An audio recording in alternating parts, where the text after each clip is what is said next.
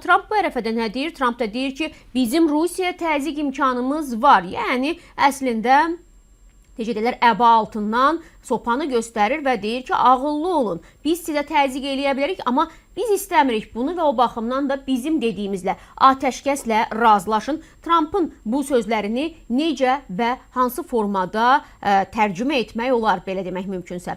Amerikanın arsenalında Rusiyaya qarşı dağıdıcı təzyiq vasitələri var. Telegraf xəbər verir ki, bunu Amerika prezidenti Donald Trump Ağ Evdə jurnalistlərlə söhbətində deyib. Deyib ki, maliyyə baxımından xoşa gəlməz şeylər var, onları etmək olar, maddi cəhətdən nəsə edə bilərəm, maliyyə baxımından biz Rusiya üçün çox pis, çox dağıdıcı işlər görə bilərik. Eyni zamanda Trump Rusiya-Ukrayna münaqişəsinin həllini arzuladığı üçün bu addımları atmaq istəmədiyini də vurğulayıb. Donald Trump əlavə edib ki, o Rusiya tərəfinin atəşkəs təklifinə dərhal reaksiya verməsini gözləyir. Hələ ki, reaksiya gəlməyib və bundan məmnun olmayan bir Trump var qarşımızda. Çünki Trump düşünürdü ki, ən qısa zamanda bu məsələyə artıq Rusiya lazımı reaksiyanı verəcək. Amma Rusiya düşünür, Putin belə demək mümkünsə cəbhə bölgəsinə gedir, hərbi mundir geyinir, mesaj verir və s. və axır. Amma demək, Donald Trump isə deyir ki, bu bizim sizə